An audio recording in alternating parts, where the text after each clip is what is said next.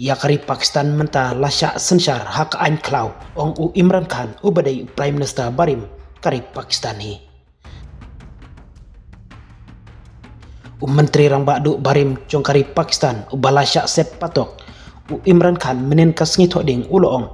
ba u he sipai kari Pakistan kata u General Asim Munir uladai ban ayalade yaka kerdan siem haka jaka jong u Field Marshal namar ba menta ka Pakistan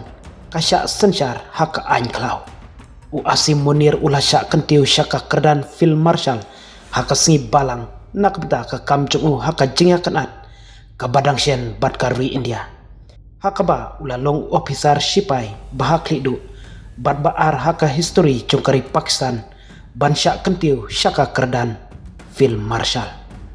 Masalah la penlong ya u General Asim Munir kum u Field Marshal wadlah kalong kababek kalak ban kamedai ban ai ya u ya ka kerdan siem haka jaka jong u namar mentahi ya kari la sensar dakaan jong ka klau bat ha klau dontang uwei usiem la penpau u Imran Khan haka jingtho ka ba ulapos hapo X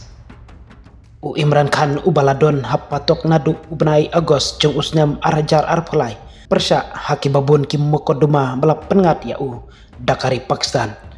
ula kedauru baki kubor balayate kular bat u kimdei kibashisha daka boong kam simladon kano ka jingete kular bat omdon kano ka jingekren ka badang ya chakamat kini kidei tangki jingthok bomdon nongrim hrei ula kerpat syai ya ketenat sipai ban yakren bat u lada sngokya shisha ya ka jingmentoi bat ka lawe jong ka Pakistan kari ka ya kendu ya ki jingma ki banabar ka jingkiu jong ki kamne no bat ka jing haka yok kakot ngidei ban ya telilang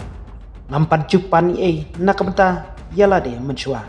bat ngan ompan mentaru lapan skem syusyu u Imran Khan u Khan ulam mahamru ya ka sorkar Pakistan balayalam da u Shehbaz Sharif halor ka jingma ka balak ban wanbiang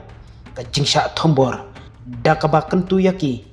bakinlong ki balap penkre nakabenta kano ka jingja hakum kani kapor ula ban rapru ba ka Pakistan kalah kelalong kari kabakaan ka pentrikam tang yaki batlot bor katba yaki badon bor pat kisah halor jongka